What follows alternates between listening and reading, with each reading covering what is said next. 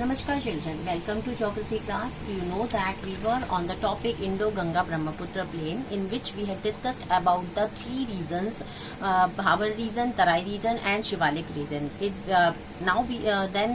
We had completed our Bhabar region. Now today we are going to discuss about the next region of the Indo-Ganga Brahmaputra plains. So next one is Tarai region. So very important part is that region is just after to the Bhabar region, and it is parallel to the Bhabar narrow belt. So children, that is very important for you to understand, which we had discussed, that is the northern plain, Indo-Ganga Brahmaputra plain. It divided into three categories, three areas. The width has been divided into three. First upper portion has been covered by Bhabar region, second one is Tarai region, and last one is covered by Shivalik ranges. Then in our previous lecture we had discussed about the Bhabar region and the thickness of the Bhabar region. Now in this lecture we'll discuss about the Tarai region. The most important part of the Tarai region is it is 20 to 30 kilometer wide. When anybody will ask you what is the width of the Tarai region, the Tarai region is 20 to 30 kilometer wide. And next very important part of this region is it is situated to the south of the Bhabar, runs parallel to it, which we had discussed. That means the Tarai region is just parallel to the Bhabar region. It is marked by re-emerge of the underground streams of the Bhabar belt. You know that Bhabar area is full of heavy rock particles, but after that in the Tarai region the rivers have deposited the things here, and now that time small particles and sediments will flow in this region. That means Tarai region is not covered by the heavy rock particles. Only few small size of rocks, small size of particles of stones and other sediments will come with the rivers. Okay, so this region is be helpful for the agriculture activities. Now the alluvial deposits are found here, which I had told you. That means alluvial soil or alluvial deposits, which is come with those who are come with the flow of the rivers. They are deposited here, and that is very helpful for the further farming activities. So Tarai region as comparison to the Bhabar region is helpful for the agriculture activities and other kind of green areas, which you can see these kind of areas of Himachal ranges, which is covered by full of forest trees. So that means the area is covered by forest also, and you can see mostly this area reclaimed for the agriculture activities. So children, which are the features of the Tarai region? Tarai region की जो हमने सारे features पढ़े that are very important as comparison to the Bhabar region.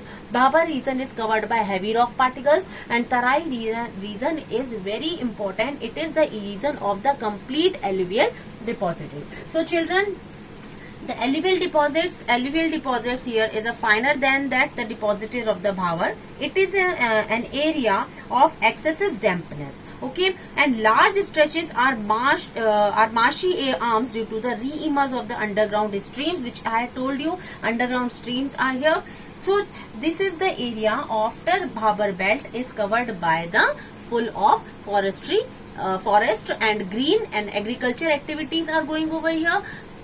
So Shivalik ranges are the third part of this Indo-Gangetic Brahmaputra region. Shivalik ranges are, you can see that these ranges started from the Himalayan areas of Himachal Pradesh, and this is after the Tarai region. So Shivalik ranges features are, it's a southernmost range of Himalayas, or you can say in between the lesser and outer Himalayas part. Okay, and the height of these Shivalik ranges is started from varies from every areas, but you can say that it started from 900 meter to 1200 meters. Okay, and what is the width of that Shivalik ranges are 10 to 50 kilometers. That means the width of the Shivalik ranges is 10 to 50 kilometers. Okay, and which I had told you that it is found in between the lesser Himalaya region and outer Himalaya region. Okay, and very important part, which is very important for you to learn, and sometime question will ask from this area also,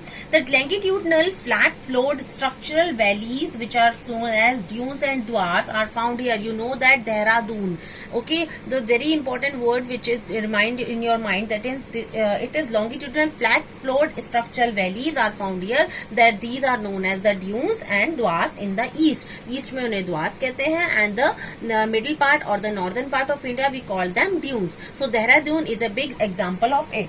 Rather than that, Kuthari Dune is also, you know that Kuthari Dune is another example of the dunes. Okay, so children, that is next one is Parch Dune, and some other example you can read in your book also. So what we had discussed about the Indo-Gangetic Brahmaputra plains, in which we had discussed about our three areas, three belts. It is started from Bhabar, which is very narrow belt. Then we had discussed about Tarai region, which is the width of the Tarai region was 20 to 30 kilometers wide. And last, which was the area of Shivalik ranges, which is you can say that the outer or the last range of Himalayan regions. So this is the complete discussion we had done in Indo-Ganga Brahmaputra region. Now, except that, nothing is there in your book. So children, only these three sectors you will discuss in the point of geological units. First we had discussed about our northern areas, and then peninsular plateau, and now next one is Indo-Ganga Brahmaputra plains. So children, we had done these 3 points, and we'll discuss our next topic in our next lecture. Thank you so much.